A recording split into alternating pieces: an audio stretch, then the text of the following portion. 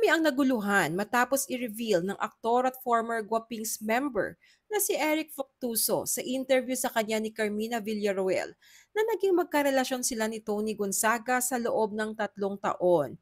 Gayong ang pagkakaalam ng lahat ay tanging ang mister niyang si Paul Soriano lamang ang nag-iisang lalaki sa buhay ni Tony, gaya ng palagi niyang sinasabi sa mga interviews, na first and last boyfriend niya si Paul.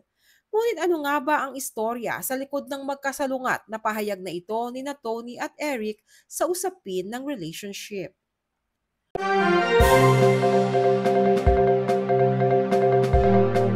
Kinumpirma ni Eric Fructuso na nagkaroon sila ng relasyon ng actress TV host na si Tony Gonzaga, kung saan ibinunyag ng aktor na halos 3 taon silang nag-date noon.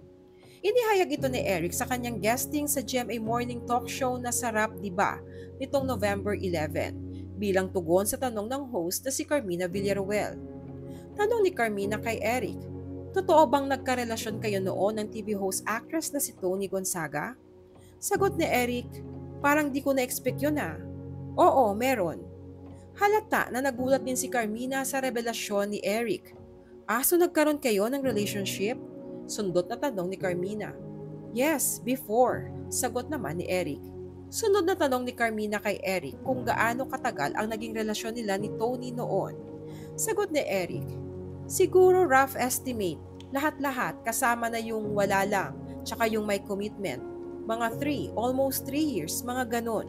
Nang tanungin kung bakit nagtapos ang mga relasyon ni Eric, ay pabirong sinabi ng aktor na nagising umano sa katotohanan ang kanyang mga nakarelasyon. Dahil sa revelation ni Eric ay napaisip ang netizens kung paano nangyari na may past sila ni Tony, gayong first and only boyfriend ni Tony Gonzaga ang direktor na si Paul Soriano.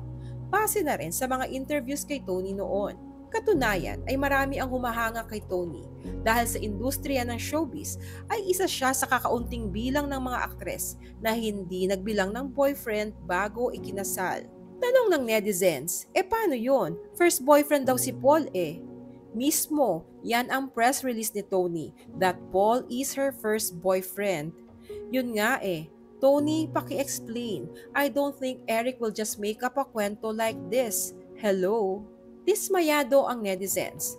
Dahil sa revelasyon ni Eric ay lumalabas na ilang taon ring nagsinungaling si Tony nang palabasin niya sa mga interviews na never siyang nagkaroon ng ex-boyfriend. Samantala, kung babalikan ang mga nakaraang panayam kay Tony, ay masasabing hindi naman ito inilihim ang naging ugnayan nila ni Eric noon. Sa panayam ng PEP kay Tony noong May 2007, ay inamin ni Tony na nanligaw si Eric Fructuso sa kanya. Ani Tony noon, nanligaw sa akin si Eric nung 15 years old ako. But other than that, wala na. Siya yung naging pinaka-close na guy sa akin nung time na yon. Pero hindi nagkaroon ng relationship or whatever. Naging super close kami na akala ko magiging boyfriend ko siya. Pero hindi naman kasi nga at that time, 15 years old lang ako. Samantala, sa interview naman ni DJ Mo Twister kay Eric sa segment na Forbidden Questions sa Magic 89.9 radio program na Good Times noong April 2007, ay binanggit din ni Eric na naging girlfriend niya si Tony noong pareho pa silang nasa GMA7 pero wala umanong pisikal na namagitan sa kanila. Kung susuriin ang versions ni Tony at Eric noong 2007 ay lumalabas na para kay Tony MU lang o mutual understanding ang closeness na mayroon sila ni Eric noon kaya hindi niya ito kinukonsider bilang ex-boyfriend. Habang para kay Eric naman ay kinukonsider niyang isang committed relationship ang mayroon sila ni Tony.